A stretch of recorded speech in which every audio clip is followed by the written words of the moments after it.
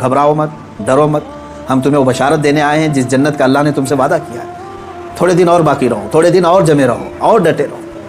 ये इस्तेकामत करता है बंदा, इस्तेकामत पर फाइज होता है तो फरिश्ते उसकी मदद के लिए उतरते हैं। हाँ, इतना है कि हिला दिए जाएंगे, तुम्हारी ख्वाहिशात के खिलाफ मामलात आएंगे, तुम्हारे नफ्स के खिलाफ मामलात आएंगे। उसी पर जमे रहने का नाम इस्तेकामत है।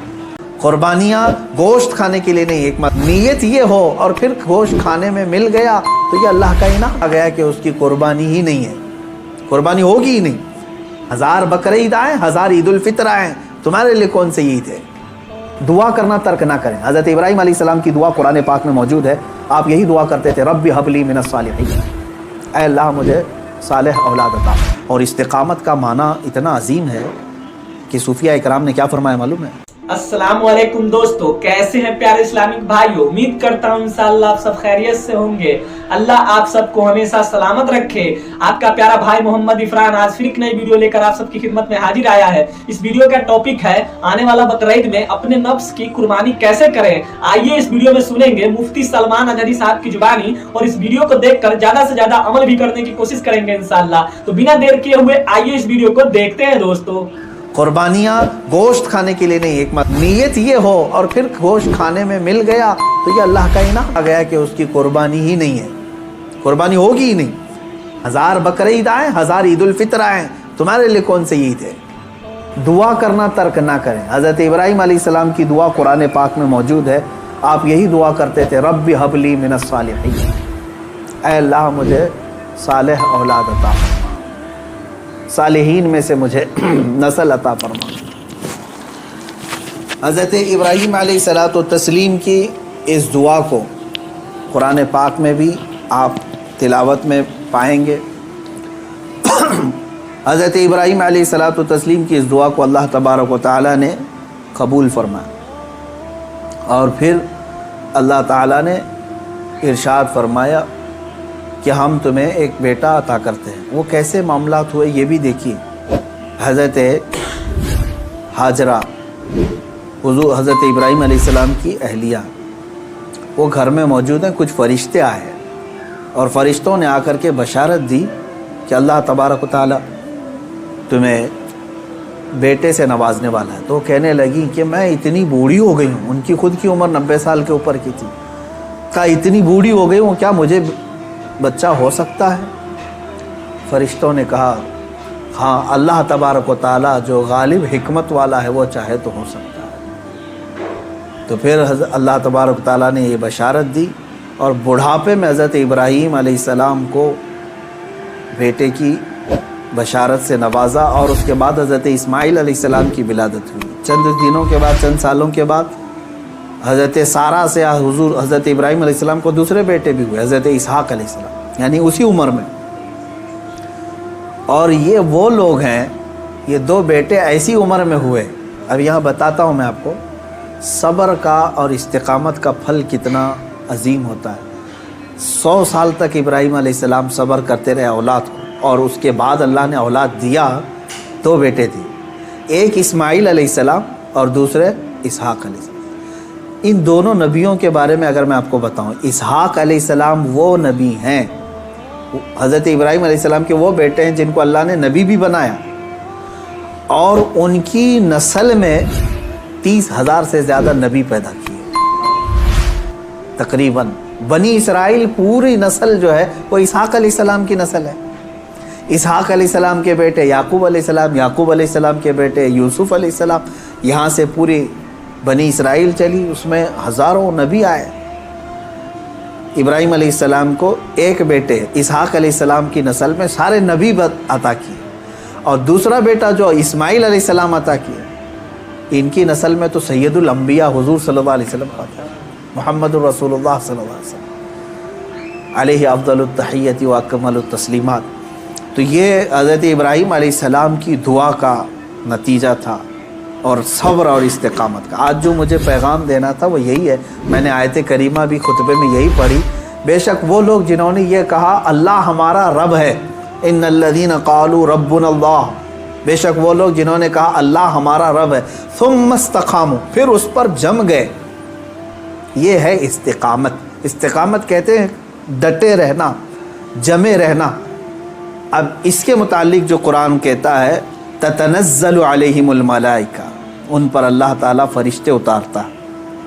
کیا کہتے ہوئے آتے ہیں فرشتے؟ اللہ تخافوا ولا تحزنوا، گھبراؤ مت، ڈرو مت، ہم تمہیں وہ بشارت دینے آئے ہیں جس جنت کا اللہ نے تم سے وعدہ کیا ہے۔ تھوڑے دن اور باقی رہو، تھوڑے دن اور جمے رہو، اور ڈٹے رہو۔ یہ استقامت کرتا ہے بندہ، استقامت پر فائز ہوتا ہے تو فرشتے اس کی مدد کے لیے اترتے ہیں۔ ہاں اتنا ہے کہ ہلا دیے جائیں گے، تمہارے خواہشات کے خلاف معاملات آئیں گے، تمہارے نفس کے خلاف معاملات آئیں گے۔ اسی پر جمے رہنے کا نام استقامت ہے، اور استقامت کا معنی اتنا عظیم ہے کہ صوفیہ اکرام نے کیا فرمایا معلوم ہے؟ الاستقامت فوق الکرامت، عربی میں فرمایا استقامت جو ہے یہ کرامت سے بھی بڑھ کر کے ہے۔ لوگ کہتے ہیں نا کرامت، کرامت کا مطلب اکثر لوگوں نے ہی سمجھا کہ وہ انہونی چیز دکھانا، یعنی جو ایسی چیز جو کو دیکھے ہی نہیں پائے، ہوا میں کوئی اڑ کے دکھا رہا ہے، پانی پہ کوئی چل کے دکھا رہا ہے، تو اس کو بہت سارے لوگ کیا سمجھتے ہیں؟ یہی کرامت ہے، محیر العقول چیزیں، یعنی جو عقل کو عاجز کر دیں۔ اور فرمایا گیا ان کرامتوں سے سب سے بڑھ کر کے استقامت ہے، یعنی شریعت پر جمے رہنا، ڈٹے رہنا۔ میں اس پر آتا ہوں، حضرت ابراہیم علیہ السلام کے اس واقعے کو میں مختصر کرتا ہوں۔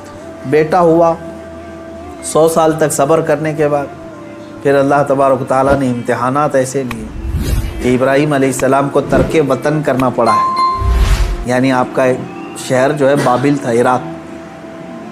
واقعہ تفصیل سے آپ کو پھر کبھی، وہاں آپ کو ہجرت کرنا پڑا، وہاں سے وطن چھوڑ دیا آپ نے، آپ کو جان کی بازی بھی لگانی پڑی، آگ میں آپ کو ڈالا گیا ہے، جان کے ساتھ بھی آپ کا امتحان ہوا، اس میں بھی آپ استقامت پر تھے۔ جب آپ کو نمرود آگ میں پھینک رہا تھا، جبرائیل علیہ السلام آئے اس وقت اور پوچھنے لگے الک حاجت یا خلیل اللہ، اے اللہ کے خلیل کوئی حاجت ہو تو بتائیں۔ تو حضرت ابراہیم علیہ السلام آگ میں پھینکے جا رہے ہیں، اس وقت بھی کیا کہتے ہیں؟ ہاں ہے حاجت لیکن اللہ سے، میرا مولا میرے ساتھ ہے۔ یہ استقامت اور توکل کا اعلیٰ درجہ۔ تیسرا جو ہوا آپ کے ساتھ وہ اولاد، اور آپ کو یہ بھی میں بتا دوں کہ اب اولاد دیا اللہ تعالیٰ نے، پھر حکم یہ فرمایا، خواب میں حضرت ابراہیم علیہ السلام کو یہ کہا گیا کہ آپ اپنے بیٹے کی قربانی دیں اللہ کی بارگاہ۔ لیکن ابراہیم علیہ السلام نے خواب میں دیکھا تو اس کے بدلے میں آپ نے جانتے ہیں تقریباً آپ نے 100 اونٹوں کو ذبح کر دیا، اونٹ ذبح کیے۔ شاید اس خواب کی تعبیر یہ ہو۔ دوسرے دن پھر خواب وہی آیا، پھر آپ نے ذبح کیے۔ تیسرے دن پھر خواب آیا، تب آپ نے یقین کے ساتھ یہ فرمایا کہ مجھے میرے بیٹے اسماعیل کی ہی قربانی کا حکم دیا جا رہا ہے۔ پھر حضرت ابراہیم علیہ السلام، یعنی اونٹوں کے ذبح کرنے میں مال بھی تو کتنا قربان ہوا۔ تو اب میں جو بتانا چاہ رہا ہوں اب وہ آخری بات سنیں۔ اسماعیل علیہ السلام کو بلایا اپنے قریب، جب ابھی حضرت اسماعیل علیہ السلام کی عمر پاک شباب کو نہیں پہنچی تھی، جوانی کے قریب آ رہی تھی، بلا کر کے کہنے لگے کہ انی ارا فی المنام انی اذبحک، اے اسماعیل میں نے خواب میں دیکھا ہے اور اللہ کا حکم یہ پایا ہے کہ میں تمہیں ذبح کر رہا ہوں، تم کیا کہتے ہو؟ حضرت اسماعیل علیہ السلام نے کیا کہا؟ یا ابت افعل ما تؤمر ستجدنی انشاءاللہ من الصابرین، اے میرے والد گرامی آپ کو جس بات کا حکم دیا گیا ہے وہ کر جائیے آپ، انشاءاللہ آپ مجھے صبر کرنے والا پائیں گے۔ اسماعیل علیہ السلام، بیٹے کو کوئی یہ کہے، اب یہ اسی کے لیے شاعر نے یہ کہا ہے، یہ مکتب کی کرامت تھی کہ فیضان نبوت تھا، سکھائے کس نے اسماعیل کو آداب فرزندی۔ ہاں بہرحال اب جو معاملہ پیش آیا وہ پتہ ہے آپ کو، حضرت اسماعیل علیہ السلام کو لے گئے مینا میں، وہ جگہ آج بھی باقی ہے جہاں حجر اسماعیل کہہ کر کے ایک پتھر رکھا گیا ہے، وہاں پر اسماعیل علیہ السلام کو لٹایا گیا۔ ابراہیم علیہ السلام نے اپنی آنکھوں پر پٹی باندھ دی، ان کے ہاتھ پر باندھ دیا، اور اس کے بعد تیز چاقو سے ان کے گردن پر چھری چلائی، لیکن چھری نہ چلی۔ روایات یہ بتاتی ہیں کہ آپ نے اس چھری کو پتھر پر مارا، پتھر 2 ٹکڑے ہو گئے، کٹ گیا، لیکن نرم و نازک گلا نہیں کٹا، 2 مرتبہ نہیں کٹا۔ तीसरी मरतबा आपने ज़ोर से चलाया तो कट गया मगर गला नहीं।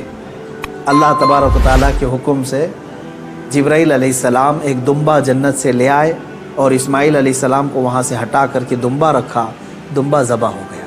इस्माइल अलैहिस्सलाम खड़े रहे। इब्राहीम अलैहिस्सलाम जब ज़बह कर चुके तो अपनी आँखों से पट्टी हटा करके आप अल्लाह का शुक्र अदा कर रहे थे कि मौला तेरा जो हुक्म था वो मैंने मुकम्मल कर दिया। तो जब आपने पट्टी हटा करके देखी तो बकरा ज़बा है और इस्माइल अलैहिस्सलाम सलामत है।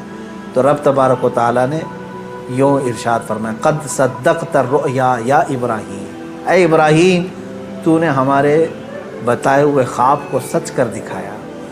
व नादैनाहु बिज़िब्हिन अज़ीम, हमने इस्माइल को ज़िब्ह अज़ीम के नाम से पुकारा। अल्लाह ताला ने फरमाया, अल्लाह तबारक व तआला ये इम्तिहान ले रहा था।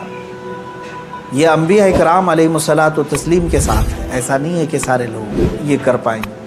वो उस दर्जे के ईमान वाले थे, उनको उसी अंदाज से इम्तिहान लिया गया। अब जो बात, दो चीज़ें अर्ज़ करनी है। पहली बात तो ये है कि बाज़ मुफस्सिरीन ने और आशिकान रसूल ने इसमें प्यारा नुक्ता ये बयान फरमाया, गला न कटना, ज़बा न होना, क्या वजह थी? तो फरमाया गया इसलिए कि इस्माइल अलैहिस्सलाम की पेशानी में नूर मोहम्मदी था।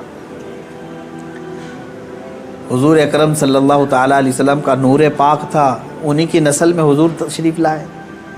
अभी दुनिया में नूर मोहम्मदी को आना था। अब बाज़ मुफस्सिरीन इस बात पर ही नहीं रुकते बल्कि इन तमाम चीज़ों को ऊपर तक ले जाते हैं। इब्राहीम अलैहिस्सलाम को आग ने नहीं जलाया, वहाँ पे भी नूर मोहम्मदी उनके पेशानी में था।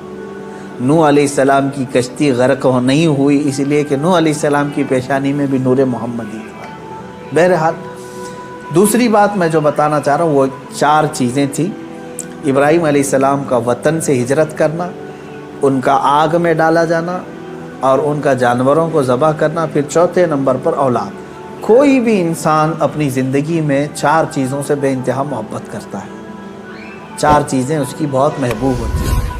पहली चीज़ उसका वतन, जहाँ पर पैदा हुआ, जहाँ रह रहा है, उससे वो मोहब्बत करता है। दूसरी चीज़ वो अपने माल से मोहब्बत करता है। तीसरी चीज़ वो अपनी औलाद से मोहब्बत करता है। चौथी चीज़ वो अपनी जान से मोहब्बत करता है। और इम्तिहान उन्हीं चीज़ों से होता है जिससे मोहब्बत किया जाता है, ऐसी दूसरी चीज़ों से नहीं इम्तिहान लिया जाता। आपको जो चीज़ नापसंद है मैं कहूँ वो दे दो, वो फ़ौरन उठा के दे देंगे, जैसे घर में रखा हुआ कचरा उठा करके फ़कीरों को दे देते हैं। हाँ, इम्तिहान तो उस वक्त होगा जो अपने मज़े की और पसंदीदा चीज़ आप बना रहे थे और फिर आपको कहा गया इसमें से दे दो, तब मुश्किल हो जाता है। हाँ, जो दे दिया और फिर वो इम्तिहान में कामयाब हुआ, अपनी पसंदीदा चीज़। इब्राहीम अलैहिस्सलाम से जो इम्तिहानात लिए गए वो चारों महबूब चीज़ों से इम्तिहान लिए गए और अब चारों इम्तिहानात में साबित कदम रहे। आपने वतन भी तर्क किया, जान भी जोखिम में डाली, औलाद भी और अपना माल भी। फिर अल्लाह तबारक व तआला ने उस अज़ीम मकाम पर आपको फाइज़ फरमाया जो हज़रत इब्राहीम अलैहिस्सलाम को आज भी क्या लक़ब है हमारे, अबुल अम्बिया कहा जाता है। अबुल अम्बिया यानी नबियों के बाप हैं। अब अज़ीज़ान गिरामी, इन वाक़यात में मेरे सुनाने का मकसद ये था कि हमारे बच्चों तक ये वाक़या पहुँच जाए तफसील से, फिर आप अपने घरों में अपनी औलाद को सुनाएं ज़रूर। लेकिन इस पूरे वाक़े से एक जो जज्बा मिलता है वो है इस्तिक़ामत का। यही मेरा मैसेज है आज का, यही मैं पैगाम देना चाहता हूँ। किसी बात पर जमे रहना, डटे रहना, यह अम्बिया की सुन्नत है। हाँ, हिला दिए जाएंगे, तुम्हें तकलीफ़ में डाला जाएगा, लेकिन जमे रहोगे तो उसी तरह के इनामात की बारिशें भी होंगी। आपको पता है हज़रत बिलाल हबशी रज़ियल्लाहु ताला अन्हु को जब मक्का वाले जंजीरों में जकड़ते थे या फिर रस्सी बांध करके मक्का की गलियों में खींचते थे, सहाबा इकराम हुजूर सल्लल्लाहु अलैहि वसल्लम की बारगाह में तशरीफ़ लाए। अर्ज़ करने लगे, या रसूल अल्लाह सल्लल्लाहु अलैहि वसल्लम, क्या हम हक़ पर नहीं हैं? हुजूर ने फरमाया, क्यों नहीं? कहा, फिर क्यों हमें इतनी तकलीफ़ दी जाती है? क्यों हमें इस तरह से गरीब सहाबा को मारा जाता? हम हक़ पर हैं तो फिर यह हमारे ऊपर हावी क्यों होते हैं? अब सुने, बहुत सारे लोगों का आज भी सवाल यही है, क्या आज हम इतनी बड़ी तादाद में हैं ہم ہی خدا کی عبادت کرتے ہیں، ہم ہی رسول پاک کی رسالت کا اقرار کرتے ہیں، قرآن کے قاری ہم ہیں، اذان کے دینے والے ہم ہیں، نمازوں کے قائم کرنے والے ہم، تکلیف ہم ہی کو سب سے زیادہ ہے، مارے جا رہے ہیں ہم ہی سب سے زیادہ آج دنیا میں۔ یہ سوال آج بھی گردش کرتا ہے۔ صحابہ بھی یہ سوال لے کر کے حضور پاک صلی اللہ علیہ وسلم کی بارگاہ میں حاضر آئے۔ میرے آقا صلی اللہ علیہ وسلم نے جواب میں جو ارشاد فرمایا وہی ہم سب کے لیے بھی آج عبرت ہے، وہی آج ہم سب کے لیے بھی درس ہے۔ حضور اکرم صلی اللہ علیہ وسلم نے اس صحابی سے فرمایا جنہوں نے سوال کیا، کہا کہ اللہ تبارک و تعالی جس کا جیسا ایمان ہوتا ہے ویسا امتحان لیتا ہے، اور آج تم لوگوں سے جو امتحانات لیے جا رہے صحابہ سے، حضور نے فرمایا اس سے کئی درجہ کٹھن امتحانات انبیاء سے لیے گئے۔ حضور اکرم صلی اللہ علیہ وسلم نے ارشاد فرمایا انبیاء میں سے بعض وہ نبی ہیں جیسے حضرت زکریہ علیہ السلام، یہودیوں نے ان کے قتل کا منصوبہ بنایا اور ان کے پیچھے لگ گئے، یہاں تک کہ آپ جان چھڑاتے ہوئے ایک جگہ ایسے آئے، اللہ کے نبی ہیں، ایک درخت کے قریب آئے، درخت سے کہا کہ تو پھٹ جا میں تیرے اندر داخل ہوتا ہوں۔ زکریہ علیہ السلام اس درخت کے اندر آئے، یہودیوں نے پیچھا کیا کافی دیر تک، شیطان ابلیس لعین یہودیوں کو اشارہ کر کے بتایا اس درخت کے اندر وہ چھپے ہوئے ہیں، تم آری لو اور اوپر سے کاٹ ڈالو۔ یہودیوں نے اس درخت کو اوپر سے کاٹنا شروع کر دیا، جس پورے درخت کے پیٹ کے اندر حضرت زکریہ علیہ السلام ہے، اوپر سے آری سے وہ کاٹتا جا رہا ہے یہودی، اور وہ سب کاٹتے جا رہے ہیں۔ آری کے کٹنے کی آواز آپ کو آ رہی تھی اور سر مبارک تک پہنچ چکا تھا۔ آپ آواز نکالتے، اللہ تبارک و تعالیٰ کی طرف سے یہ حکم آیا، اے زکریا صبر کر جاؤ، اور اگر اس پر تم نے صبر نہیں کیا تو صابرین میں سے تمہارا نام نہیں آئے۔ حضرت زکریا علیہ السلام خاموش ایسے رہے کہ پوری آری نے سر کو چیر دیا، بدن کو چیر دیا، پورے جسم کو چیر دیا، لیکن آپ نے آہ تک نہیں کہا، اف یہ تمام الفاظ بھی نہیں ادا کیے۔ احادیث میں یہ حضرت زکریا علیہ السلام کا استقامت، آپ جمے رہے، ڈٹے رہے، کٹ گئے، جسم پاک دو الگ الگ ٹکڑوں میں تبدیل ہو گیا۔ اب اندازہ کریں ان واقعات کو حضور اکرم صلی اللہ علیہ وسلم نے صحابہ کو سنایا۔ حضرت یحییٰ علیہ السلام پیش کیے گئے، 33 سال کی جوانی ہے، بادشاہ کے خلاف آپ نے فتویٰ دیا تھا، وہ دو بہنوں کو ایک نکاح میں رکھا تھا، آپ نے فرمایا حرام ہے تیرے۔ بادشاہ نے کہا تم کیا مجھے بھی فتویٰ دو گے، مجھے بھی سکھاؤ گے؟ حضرت یحییٰ علیہ السلام نے کہا اللہ کی شریعت ہے، وہ ہر ایک پر نافذ ہے۔ اس بادشاہ نے اپنے خلاف اس فتوے کو دیکھ کر کے آپ کے قتل کا حکم دیا، اور آپ کو قتل بھی کیا گیا، آپ کا سر مبارک الگ کر کے تشت میں رکھا گیا۔ نبی کی بات کر رہا ہوں، حق بات بولنے پر یہ مصیبتیں آئیں گی۔ اسی لیے شاعر نے بہت اچھے انداز میں کہا یہ شہادت گئے الفت میں ہے قدم رکھنا، لوگ آسان سمجھتے ہیں مسلمان ہونا۔ ہاں لوگ یہ سمجھتے ہیں کہ آپ مسلمان ہیں، ہم کو تو کچھ ہونا ہی نہیں چاہیے۔ اگر کچھ ہونا ہی نہیں چاہیے تو پھر تم جو ہے بہت عیش و عشرت میں رہ رہے ہو، اور اپنے ایمان کی خیر لو، تم گزارے جاؤ گے اگر امتحانات سے، تو اللہ رب العزت کا شکر بجا لانا کہ ہاں تمہارا ایمان سلامت ہے، اور اللہ تبارک و تعالیٰ تمہارا ایمان بلند کرنا چاہتا ہے۔ کیا اصحاب کہف نہیں آزمائے گئے؟ اصحاب کہف 7 لوگ تھے، ایمان چھپائے ہوئے تھے، اور بادشاہ سے ڈر کر کے پھر وہ اپنا شہر چھوڑ کر کے نکل پڑے۔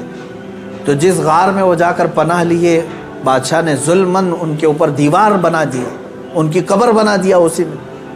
لیکن قرآن پاک آج بھی گواہی دیتا ہے، اللہ تعالیٰ ان استقامت پر قائم بندوں کو اللہ تعالیٰ نے ایسی فضیلت سے نوازا کہ آج تک وہ اپنے غار میں سوئے ہوئے ہیں۔ اور قرآن کہتا ہے کہ سورج بھی ان کے اوپر سے ڈائریکٹ نہیں جاتا، جب کہف پر آتا ہے غار پر تو یا تو دائیں ہو جاتا ہے یا بائیں ہو جاتا ہے۔ وَتَرَى الشَّمْسَ إِذَا طَلَعَتْ تَزَاوَرُ عَنْ كَهْفِهِمْ ذَاتَ الْيَمِينِ وَإِذَا غَرَبَتْ تَقْرِضُهُمْ ذَاتَ الشِّمَالِ۔ سورہ کہف میں ایمان پر قائم رہنے والوں کے لیے اللہ تعالیٰ انعامات نازل کرتا ہے۔ آج کے دور میں بہت سارے لوگ پریشان اس بات سے ہیں، ارے کیا ہو جائے گا ہمارے ساتھ، اور خصوصاً علماء سے میں یہی گزارش کروں گا کہ حق بات بولنے میں اگر گردن چلی جاتی ہے تو اس کی پرواہ نہ کریں، اس لیے کہ یہ ہماری شریعت میں صحابہ کی سنت اور تابعین کی سنت رہی ہے۔ مجھے ایک بات یاد آتی ہے، سیدنا امام احمد بن حنبل رضی اللہ تعالیٰ مشہور امام ہیں، تقریباً ہمارے اماموں میں سے جو سب سے زیادہ تکلیف اٹھانے والے، مشقت اٹھانے والے امام، وہ امام احمد بن حنبل ہیں۔ اللہ تبارک و تعالیٰ ان کی تربت پر ہزاروں رحمتیں نازل کرے۔ کبھی امام احمد بن حنبل کو پڑھ لینا، آنکھیں بھیگ جائیں گی۔ اپنے زمانے کی سختیاں انہوں نے